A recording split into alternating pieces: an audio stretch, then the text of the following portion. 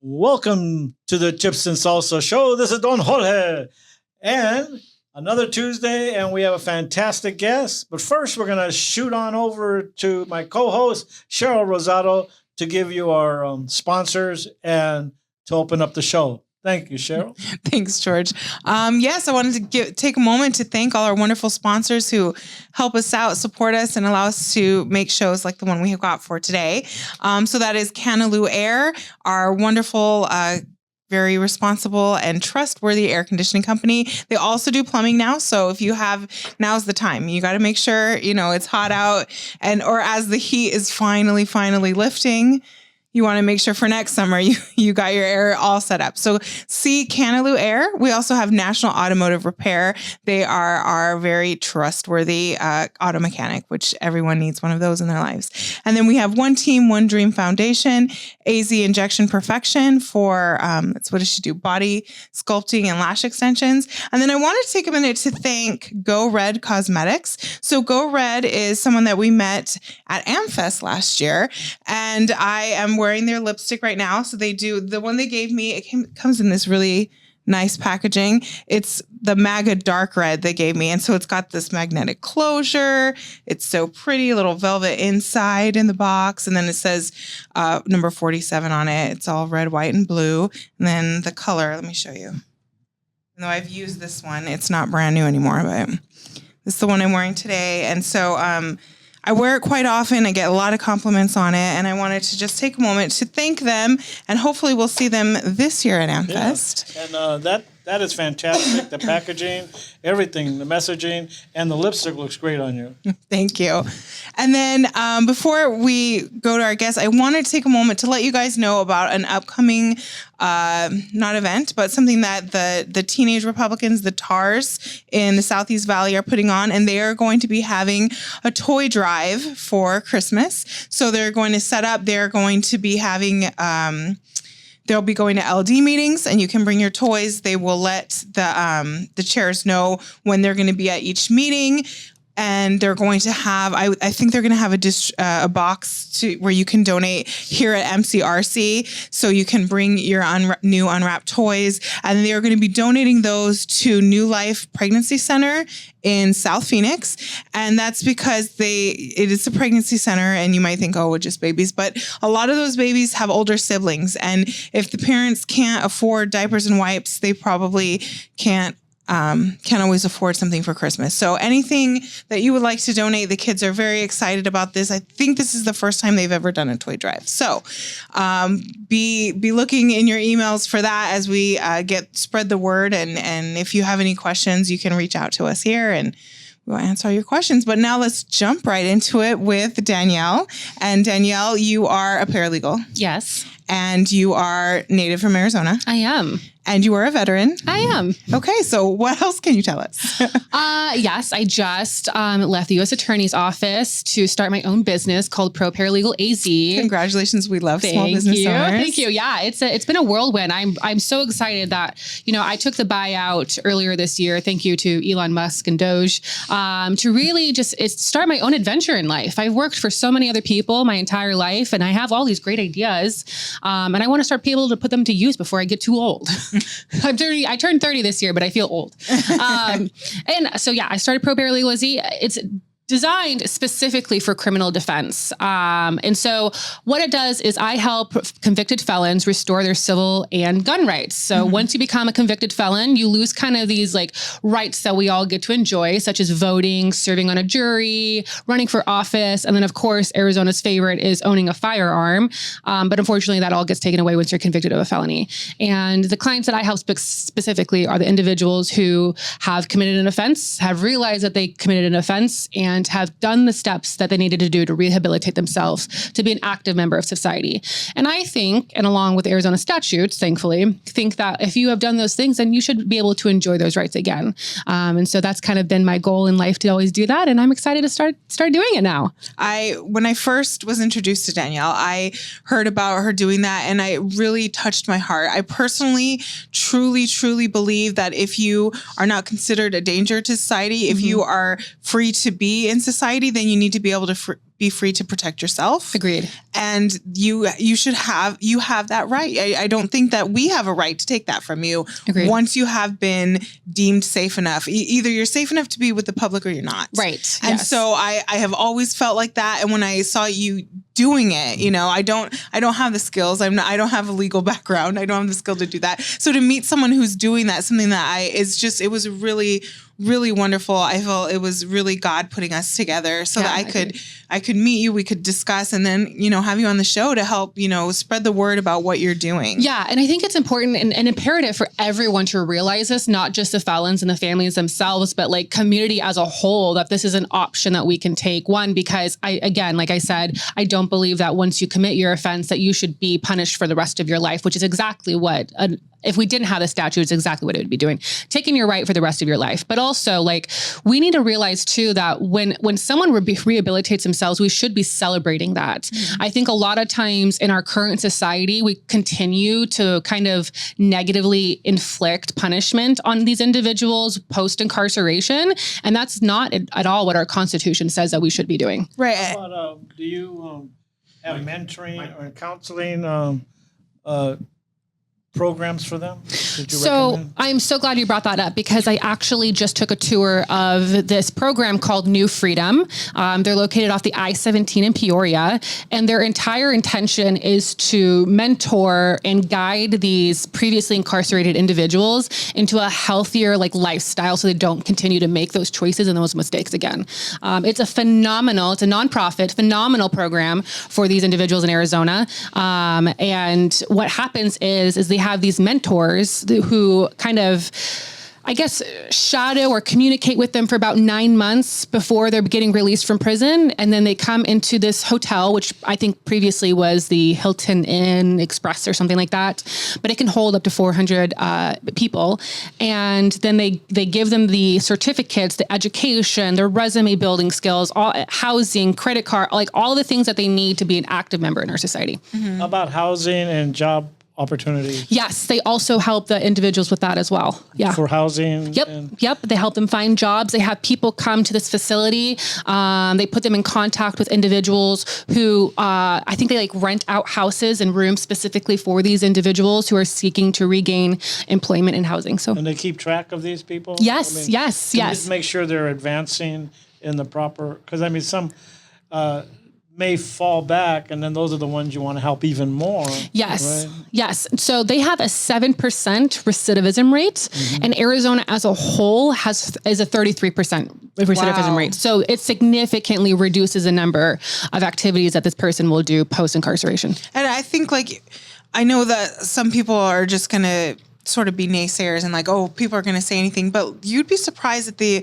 amount of people who truly are no, I don't want to help. I don't want to change. Yeah. You know what I mean? And so if you have somebody who's reaching out to try and better themselves, mm-hmm. before they even get out, I feel like that's probably a good sign that they truly do want to be a productive member of society. And as you know, I'm quite conservative. As conservatives, we want, I don't understand the mindset of to keep punishing them. Right. Because we don't want them living on the system or going back into being incarcerated. Right. We want them to be productive members of society, to join us and all work together to, have a better future and a better world. Yeah. And you need people who have skills. You need people who are, and sometimes they need some help. Right. I totally agree. We didn't all grow up the same way. And I think that that's kind of where this disconnect is between our society as a whole. Is some people grew up in a very lush, lavish life and they don't understand why people commit crimes. Whereas I grew up in Levine, I went to Cesar Chavez High School, and I can see it. I understand why, because it's kind of ingrained in that community that this is what you have to do, whether it's to join a gang or rob a school or, a gas station, whatever, because it's normal. And I think if we unnormalize that and get people to understand that it's not a normal thing to do and to help them gain the skills that they need to be, I think that that's where the disconnect is. I agree. I didn't realize you were from Levine. Yes, I'm in South Phoenix. So, Okay, so we're yes. neighbors. Yeah. Or we were. I live in North Phoenix now, but yes, we grew up in a different area, in a different time. And it's just, it's interesting to see, because I also went to school in Gilbert, which is two totally different, community subgroups. So I see it. And one thing too, is I was a correctional officer in the Army, and then I worked for the U.S. Attorney's Office and the FBI at the DOJ. So I have a well-rounded view, I think, that's different from the other businesses who are doing what I'm doing too in the Valley. And do you have a scale of when they come out and when you first meet a client? Do you have a scale of what they're were charged for, what they served in the jail for? Like, a murderer from a drug user from just a gangbanger? I mean, is there a scale that you guys go by, or you treat them all the same? So the statute in Arizona, it sets the guideline for me in determining whether or not someone would be eligible to restore their rights. So there is a subgroup of crimes or convictions that are ineligible forever. So if you are a murderer, second degree, first degree, aggravated assault with a weapon, if you have any crimes involving children, those are barred for life. You will not be able to restore your rights. So how do they get treated if they're paroled? So that's different. It's the same guidance that they would get, especially if you go to New Freedom. It's the same guidance. But in terms of like restoring your rights and statutes that apply to them, it's very different. Yep. Okay. So how long have you been focused on your crusade, as we'll call it? So I left the DOJ, I left June 1st. So I've been doing this about a couple months now. There's been some challenges, which I definitely had planned for. Some challenges I did not foresee. But that's just the nature of the game of starting a small business. It's difficult. It's kind of like a small grain of sand on this gigantic hill that you're trying to, climb up of. But thankfully, this administration is actually pretty supportive of small businesses, especially women and veteran-owned businesses. So I'm very grateful that I kind of qualify for some extra grants and incentives. Especially thank you to the VBA, who gives me a little bit more incentives too, because they help veterans, especially disabled veterans, start a business, which is great. But yeah, it's been a lot of fun. I've gotten to meet new people, which is always fun. And then I've gotten to be an active member of my community too, which I really enjoy, which makes me kind of, reconsider running for office or something of that sort, because it really is a lot of fun meeting the people that you live and work with and your children are going to go to school with. I really do enjoy that aspect. I think so too. It's just nice to get out there in the community. And I think when you're working for your community the way that you are, trying to truly help people, you make connections. Yeah. And then that is truly what I think lends itself to somebody naturally wanting to run for office. It's because you see, like, I could do something. Yeah. And that's like what spurs it, I think. Yeah. The deficits, especially, I have noticed, and in the criminal defense world, the deficits there, but, and also in my community and how it applies to my community. I think when, no fault to anyone that is currently in office or thinking about running for office, but I just think it's a little bit different when you actually are an active member versus just running for, notoriety, if you will. I really do enjoy it. And again, meeting the people is just a lot of fun. I'm sorry. Do you distinguish between your clients, male, female, teenagers, or they all fall in the same category? Yeah, I really kind of categorize them based on their conviction, mostly because that helps me use a statute in the best way possible for them. There are some things that if you do have an aggravated assault, there are some extra things that you could do. But if you're just convicted of like a DUI, it's just different. So I kind of categorize them by their conviction. And when to get back though to the about running for office, I think that when you are also a career politician, like, you're just out of touch. Yes. Whereas someone like you, who you're talking with the everyday person, and the person who's trying to write their life, and it's slowly when you're trying to turn a ship. You can't just do it. Right. And I think you just get a different feel for people. Yeah. And stuff like that. And so, I think she should run. like school board members and our town councilmen and city councilmen and the mayors. There's such a vital part of our community that I don't think people realize versus running for Senate or president, where I do love our senators and our presidents, but it's just a little bit different because you have such a large group working for you. So you're kind of more based off of what they think in their community. I think you're a little more insulated from like true public opinion and talking to people. And I am going to be running for school board. Ooh, I'm excited for you. I'm very excited. I'll be running for Phoenix Union Ward 2. That's exciting. I'm very excited. I've gone to the last several school board meetings that they've had, and we've talked a little bit about can we bring the discussion back to the table to get SROs back. Yes. We've had a lot of people asking, and I know today there was actually a stabbing at one of the schools in Phoenix Union. Wow. And unfortunately, they just texted me that the student passed away. Oh my gosh. And this is why I think that, as a parent, if you send your kid to school, you need to have a reasonable belief that they're going to be safe. They're going to be kept safe, and they're going to come home to you. Right, because kids don't know how to protect themselves. I think I saw a commercial a few years ago, maybe it was after Sandy Hook, where they had invented backpacks that were also like shielded plates in the back. And I just,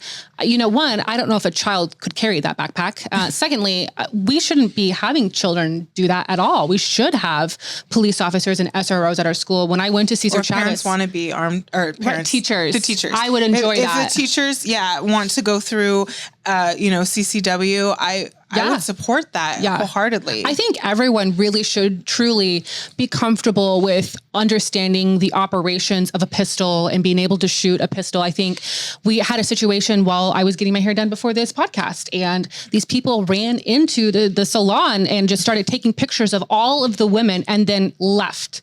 It was just the craziest. That's bizarre. Yeah. And that was in Gilbert. I was like, oh my gosh.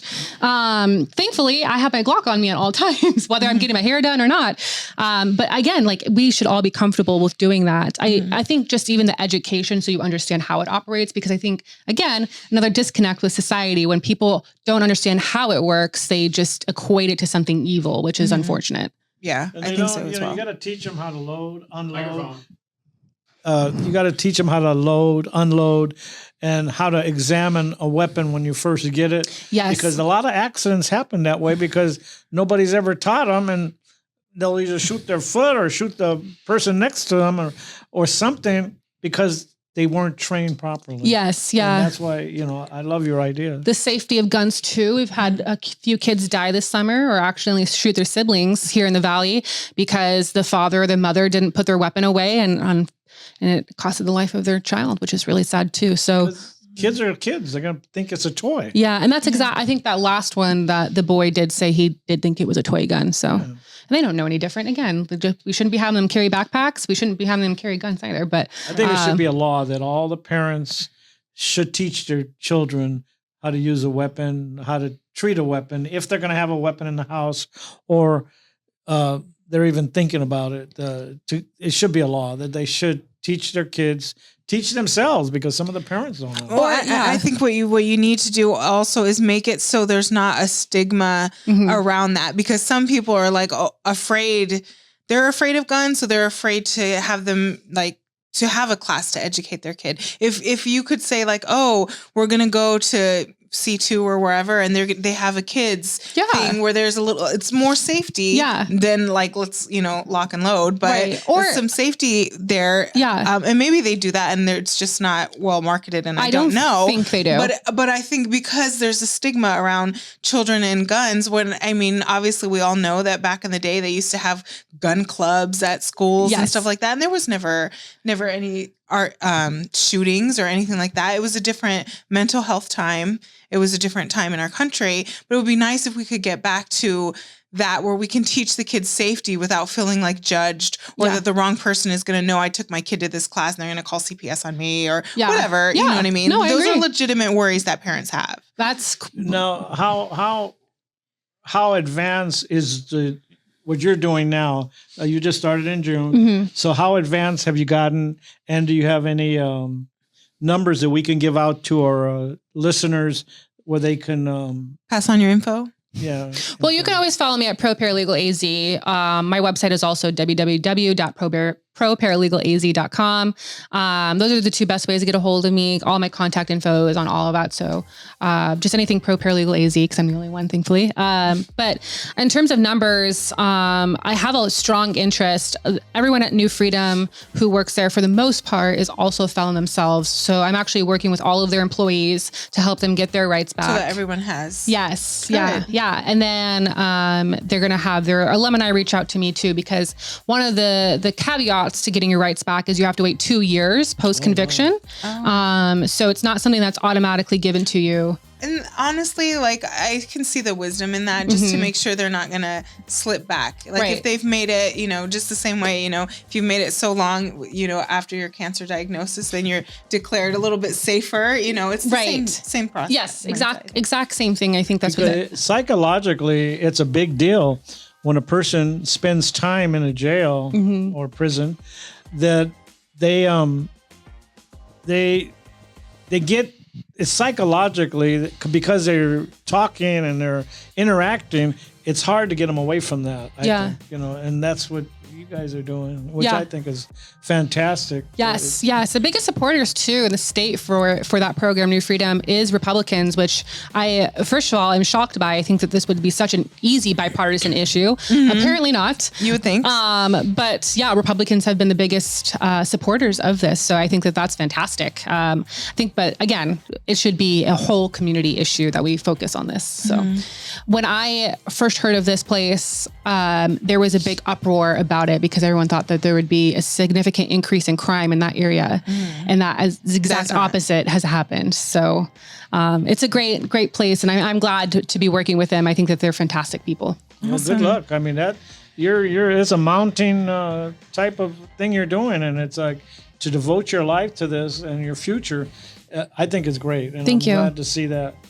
Thank you. I appreciate that. Thanks. Yeah, I love what you're doing. I'm honored to know you and to be able to help be getting the word out about what you're doing, because it's truly worthwhile and a benefit for pretty much everybody. And so thank you for that. And I hope to have you back on the show in the future so we can see what other great ideas you're willing to share with us and what's going on and what's going on there with you. There could be another crazy announcement in the future. Awesome.